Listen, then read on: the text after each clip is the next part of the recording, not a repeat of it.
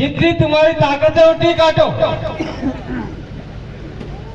और यहाँ के आदिवासी, भील, दलित, माइनॉरिटी, ओबीसी ज्यादा ताकत में आएंगे और एक दिन सरकार को काट डालेंगे, ये ध्यान रखना आपको। गजब बात होगी यार। अब तो इतनी दूसरे देश से आए, कल महाराणा ये पुंजा भील की जयंती मनाकर घर भी नहीं गया हूँ, सीधा यहाँ आया हूँ। तो मैं कह रहा था कि 3 साल पहले मैं आया था, पुंजा भील की मूर्ति लगी आपके सामने दिख रही है, और आज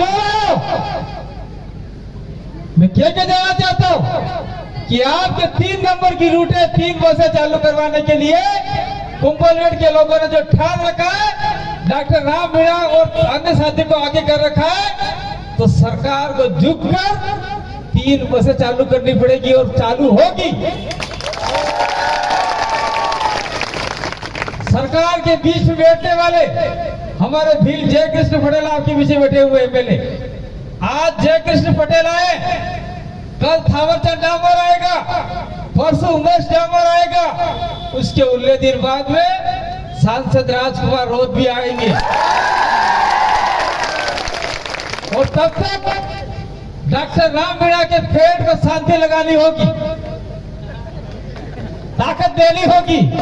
आप सभी अगर इनको ताकत दोगे तो ये बिना खाए पिए 10 दिन निकाल सकते हैं, जो मुझे आशा है। क्योंकि थोड़े हट्टे कट्टे हैं, लेकिन फिर भी आप लोगों को संबल देना है।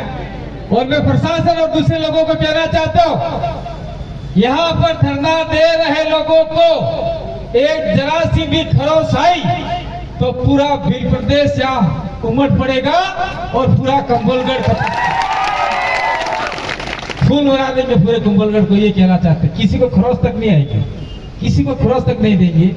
और मैं यहाँ के लोगों को कहना चाहता हूँ, चाहे वो जनरल हो, चाहे आपके राजपूत समाज के लोग हो, चाहे किसी भी समाज के लोग हो, उनको मैं कहना चाहता हूँ कि अगर यहाँ बसें चालू होगी तो गांवों से लोग आएंगे और आपके व्यापार को गति मिलेगी।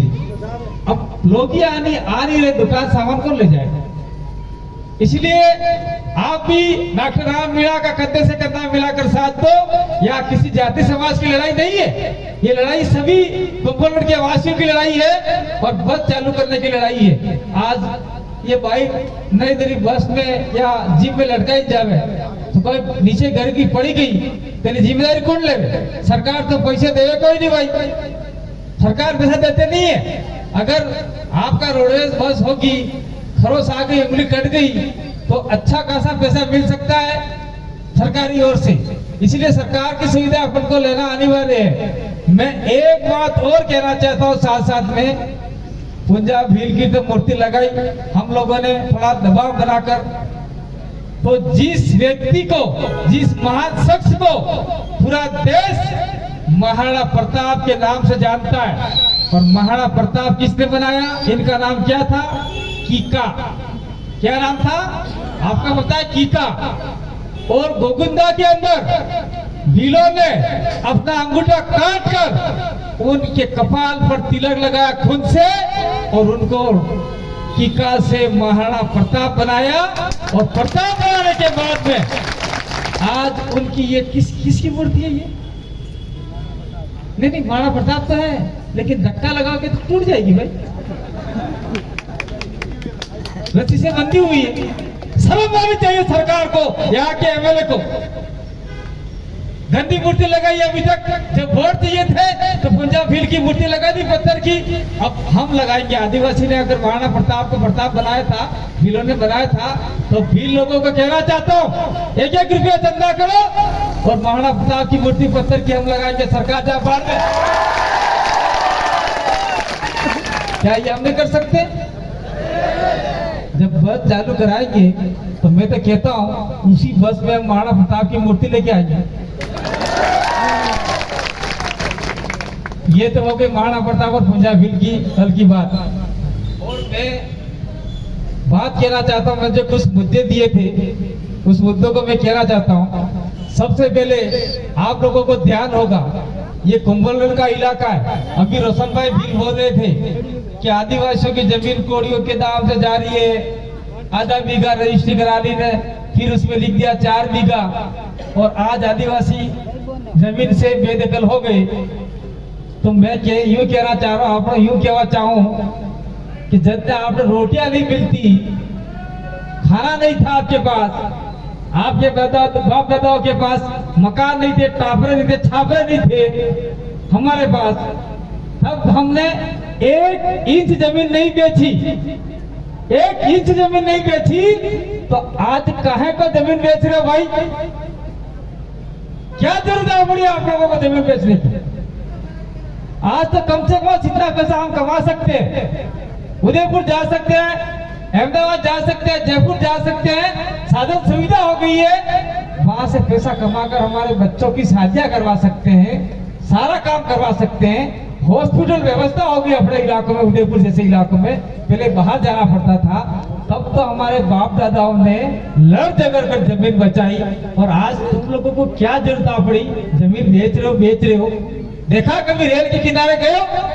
बड़े बड़े शहरों के अंदर रेल का पटरियां होती है, उसके बाद तंबू तान के जो लोग रहते हैं एकदम गंदगी में रहते हैं, उनके पास आप बैठ ही नहीं सकते हो। ऐसी स्थिति अपने आने वाली आ जाएगी अगर आपने समय रहते जमीन बेचना बंद नहीं किया तो। मैं तो कहना चाहता हूँ, चाहे वीडियो चाहे, कोई दिक्कत नहीं है।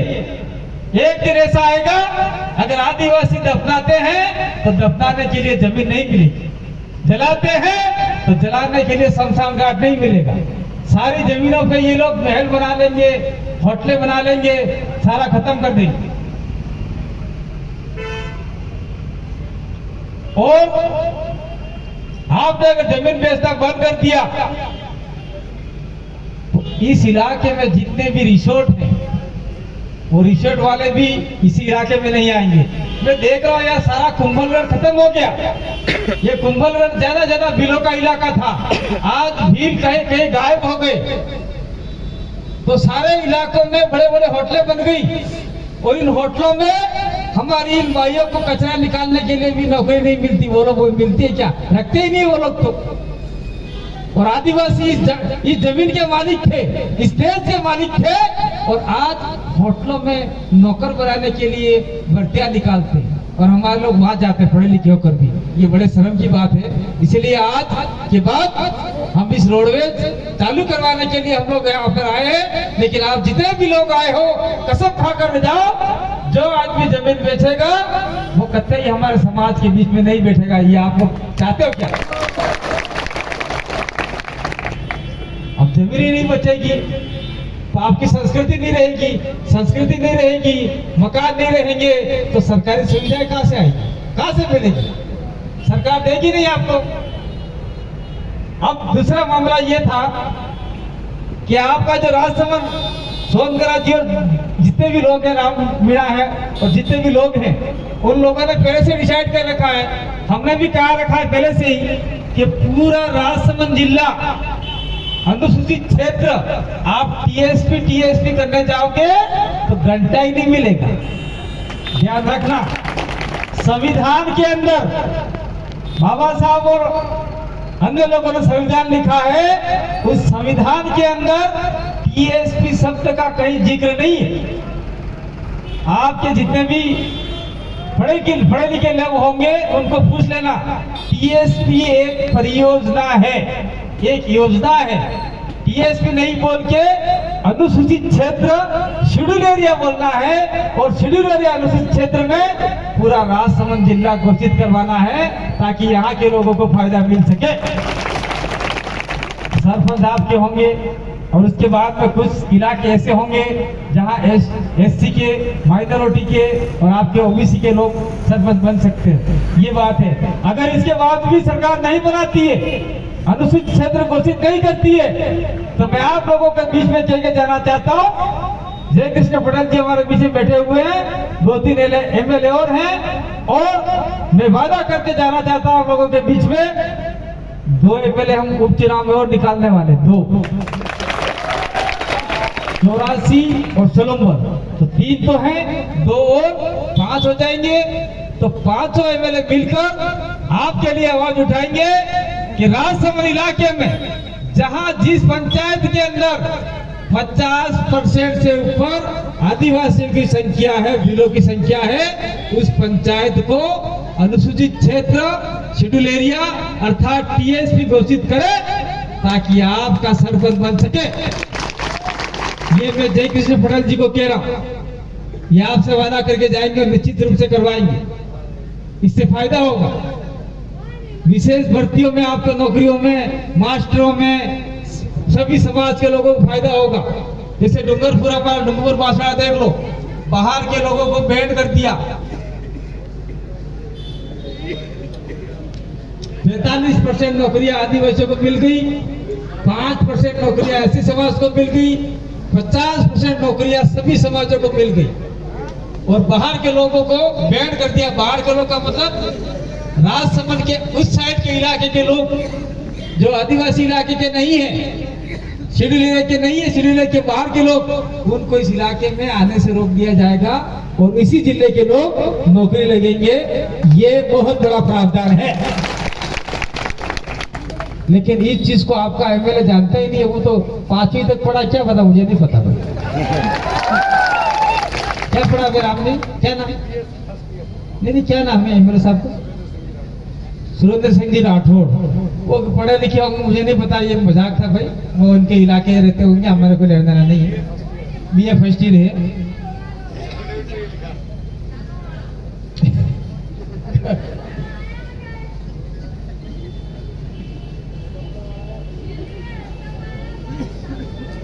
एक चीज था, यहाँ वन विभाग भी है, बिना नाम जमीन भी है, जो आदिवासियों के खाते नहीं है, एसटी समाज के खाते नहीं है, ओबीसी के खाते नहीं है।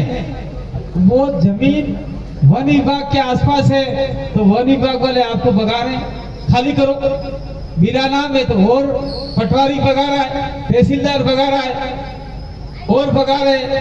लेकिन मैं कहना चाहता हूँ, रिसोर्ट बनाना है तो सरपंच लिख के दे रहा है, पटवारी लिख के दे रहा है, तहसीलदार लिख के दे रहा है, वो जमीन उसके खाते हो रही है। लेकिन किसी आदिवासी के खाते कोई जमीन नहीं हो रही है, एससी के खाते नहीं हो रही है, ओबीसी के खाते नहीं हो रही है। जब प्रावधान है, सरकार का कुछ नियम कायदे हैं, वो नियम कायदे जब तक आप में शिक्षा नहीं होगी, आप इस चीज को पढ़ोगे नहीं तो फायदा आपको नहीं मिलेगा।